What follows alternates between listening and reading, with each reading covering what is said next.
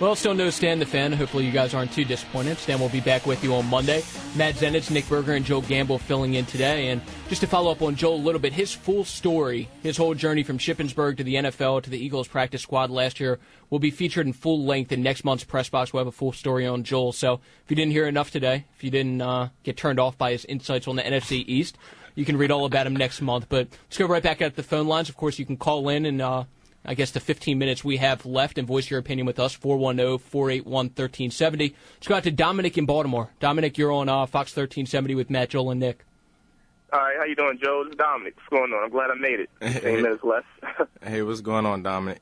Hey, I just want to call in, man, because I don't even know what to say. I just feel really proud and honored, just to know that somebody that came up with me from the same neighborhood, I grew up in, that same neighborhood that made it to this level of success. It's just real refreshing to hear everything you going through. And, I mean, it's a lot of talent, I've seen in my youth that was wasted, Right. And the thing is, you need more than talent. You need talent, you need heart, you need the drive, you need God in your life. And, I just think, Joel is a reflection of what happens when you bring all of that together.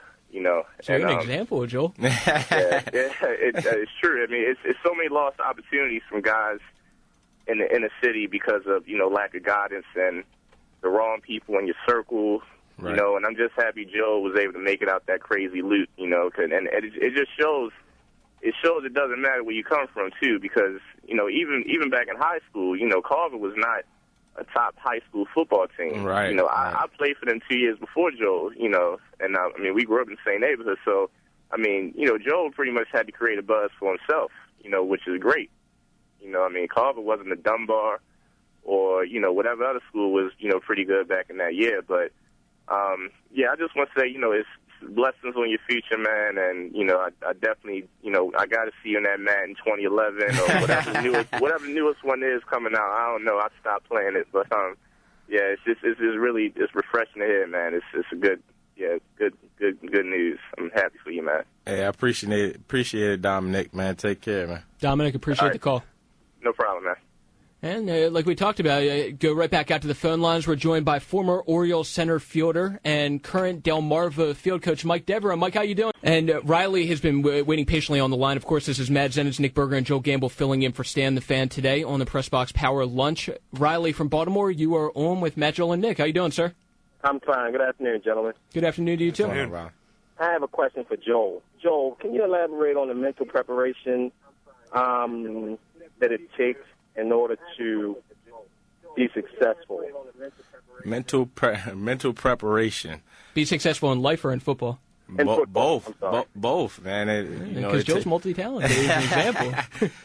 Mental preparation. I mean, you definitely got to set yourself a goal.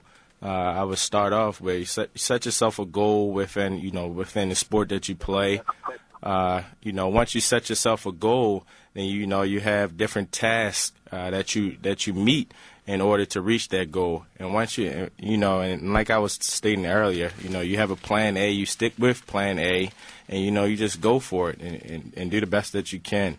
And hopefully along the way you have some help. And as long as you have God in your life, then everything will work out right. Riley, appreciate the call. Well, thanks a lot, Joel. Good luck, Joel. All right, thanks a lot, Riley. All right.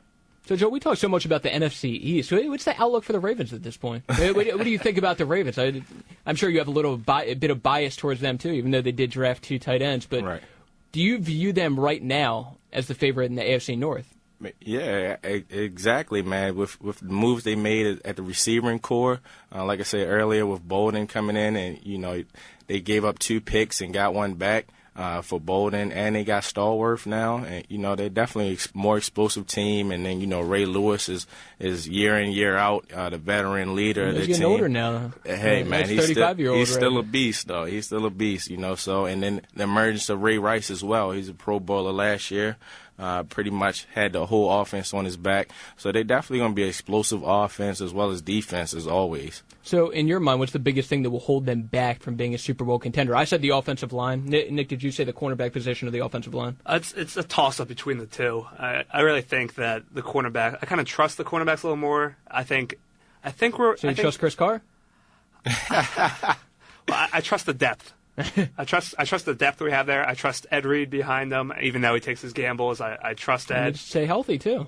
That's true. I also trust. I think Tom Zibikowski has looked good so far in minicamp, and I think so long as Gaither is still in this roster, I think they're looking very well on paper, of course. But and of course, if Gaither sticks around, the concerns about the offensive line are completely alleviated. They're completely gone, barring injury, of course. Yeah, that too. But in that case, I at least feel comfortable with Neil Cousins as a backup, having to step in on maybe a short-term basis and then maybe going after a free agent type. But if you have Jared Gaither and Michael War, I mean, there's no reason not to feel comfortable with the two bookends. But, Joe, like I said, what is the biggest thing that, at least in your opinion, that will hold the Ravens back from being a Super Bowl contender? I think it's the performance of Flacco. You know, we haven't mentioned that, but the performance of Flacco, he's got, plenty of weapons now this year coming up in order to get the ball to. So, we'll see from this point whether he can perform up to his standards. And, since he has receivers on the outside that are actually explosive now, that could get down the field. And, his offensive line, like you mentioned with Michael Orr, we'll see how he performs this year. And I think that'll be the tale of the time. So any prediction on a record? It's still early, but any prediction on a record? I foresee them going to the playoffs, but we'll see from there. What about you, Nick? I think they're AFC North champs. Barring a major injury, I think it's our division to lose, and I think the Ravens are in a great position to do that. And they still need to take down Cincinnati, though. People cannot overlook Cincinnati, even more than Pittsburgh, because Pittsburgh and Cleveland, I think, are right there at the bottom. I think Pittsburgh is a clear third. Cleveland, obviously, rebuilding for the future right now, but only time will tell, and I'm sure the preseason all will dictate a lot of this. But we're all out of time today. Stan the Fan will be back with you on Monday. This has been Matt Zenitz, Nick Berger, and Joe Gamble on the Pressbox Power Lunch.